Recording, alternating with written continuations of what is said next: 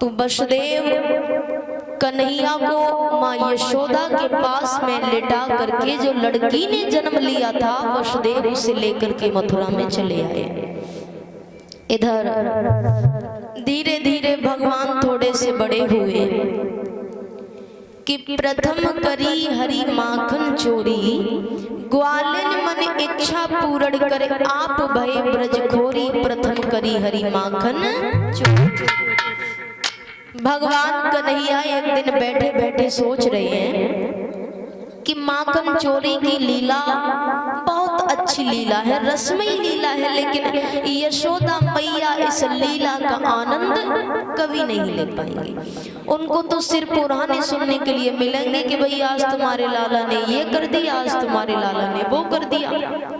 तो भगवान बैठे बैठे सोच रहे हैं कि ऐसा क्या करें कि इस माखन चोरी की लीला के दर्शन यशोदा मैया भी करें।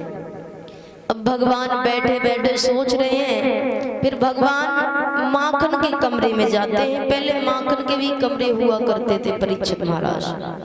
भगवान माखन के कमरे में जाते हैं, एक बड़ी सी हांडी को अपनी ओर खींचते हैं, उसमें से नवनीत निकालते हैं। नवनीत यानी माखन का गोला। भगवान नवनीत निकालते हैं। अब भगवान भोग लगाने ही वाले हैं कि भगवान के सामने एक कांच पड़ा है, भगवान उसमें अपना प्रतिबिंब देखते हैं। अब देखिए पहले ये फोन इत्यादि तो होते ही नहीं थे, पहले एक आईना ही हुआ करता था जिसमें हम अपने आप को देखते थे। तो भगवान ने आज तक आईना नहीं देखा, तो इसका उदाहरण क्या हुआ कि भगवान ने आज तक अपने आप को नहीं देखा। तो भगवान उस कांच में अपना प्रतिबिंब देखते देखते तुरंत हाथ पीछे कर लेते। भगवान कहते हैं अच्छा ये माता बड़ी होशियार है, इसने माखन की रखवाली के खातिर का छोरा पहले से खड़ो कर रखो, ये चुपचाप मेरी चोरी देख रहा है। ये मैया से कहेगो मैया कन्हैया चोरी करे। भगवान कहते हैं देख तू भी छोरो और मैं भी छोरो, तू मेरी चोरी मैया से मत कहिए, क्योंकि ये माखन है ना मैं अकेले ना खाऊंगा तो खिलाऊंगा। ये कहकर भगवान ने हाथ आगे किया, ये लिखा ले। भगवान ने हाथ आगे किया तो प्रतिबिंब ने भी हाथ आगे किया। भगवान कहते हैं अब मेरी आत्मा ठंडी है गई, मैं सोच रहा था कि मैं ही चोर हूं तो तू मेरे से भी पक्को चोर निकलो। चल कोई बात नहीं, चोर चोर मुंह से रे भाई। अब ये दृश्य पीछे से यशोदा माता और रोहिणी माता देख रही है। कितना अच्छा लगता है जब छोटा सा बच्चा कांच में अपने आप से बातें कर रहा होता है। जब सारी बातें खत्म हो गई, यशोदा मैया ने आवाज लगाई कन्हैया। भगवान चुप, कुछ नहीं कह रहे। यशोदा मैया कहती अरे कन्हैया तू यहाँ क्या कर रहा है? भगवान बोले मैया मैं माखन को लोभ ना है। मैया मैंने ये सोचा कि मेरी माता इतनी मेहनत से माखन निकाले और कोई चोर चपेट आएगी माखन चुराए के चलो जाए, तो माखन की रखवाली के खातिर में इस कमरे में आया तो मैंने क्या देखा? यशोदा मैया कहती क्या देखा? भगवान कहते मैया मैंने देखा कि एक कालो कलूटो से छोरो माखन चुराए। यशोदा मैया कहती अच्छा तूने उसे रोका नहीं? भगवान कहते मैया मैंने रोका, मैंने ये भी कहा कि तू मैया से माखन मांग ले, पर मैया मैं नंदराय का छोरा और वो मेरे घर में मुंह को आंख दिखावे। यशोदा मैया कहती अच्छा दिखाना तो कहाँ है वो कालो कलूटो से छोरो। भगवान यशोदा मैया की उंगली पकड़कर कांच के सामने खड़े होकर कहते मैया ये रो कालो कलूटो से छोरो। यशोदा मैया ने कहा कन्हैया ये कालो कलूटो से छोरो तो ही है। भगवान कहते मैं कैसे? यशोदा मैया ने कहा कन्हैया ये आईना है, इसमें हम अपने आप को ही देखते हैं। अब वो चोरी वाली बात तो पता नहीं कहाँ गायब हो गई। यशोदा मैया को भगवान कन्हैया की लीला इतनी अच्छी लगी कि वो पूरे ब्रज में घूम रही है और सबको बता रही है कि आज कन्हैया ने ऐसी ऐसी लीलाएं करी।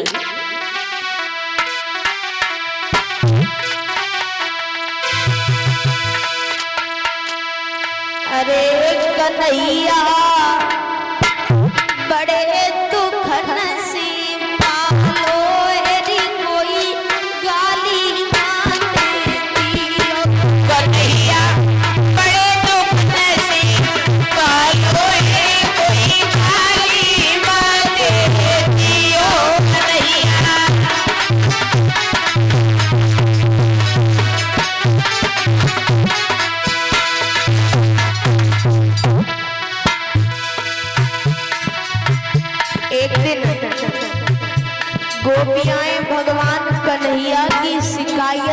लेकर के यशोदा मैया के पास जिस समय पहुंची तो यशोदा मैया बोली सखियों, कन्हैया मैंने पड़े तो खनक से मेरी कोई काली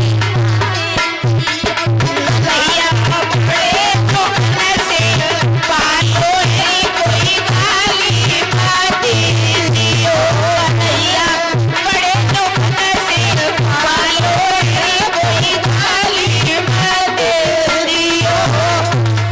भली सखियों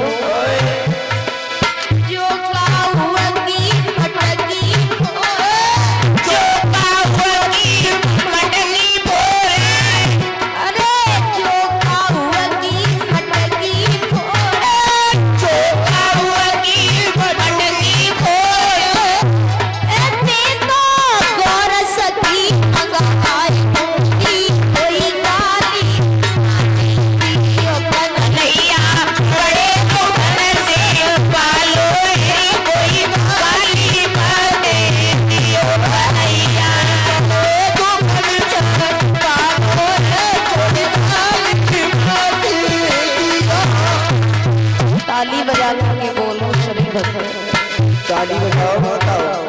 जो काहुआ की चुनरी पाए, जो काहुआ की चुनरी पाए, जो काहुआ की चुनरी पाए, जो काहुआ की चुनरी पाए, इतनी तो समझी पाए की कोई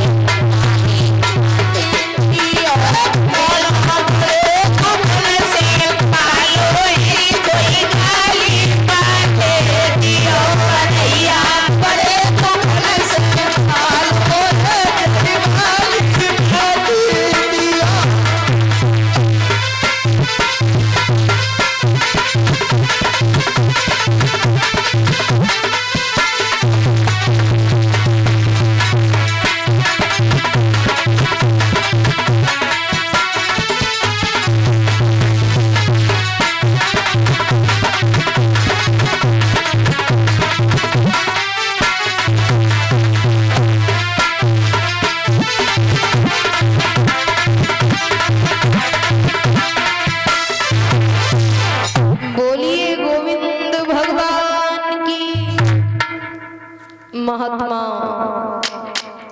सुखदेव जी ये समझा रहे हैं कि हे राजन परीक्षित, एक दिन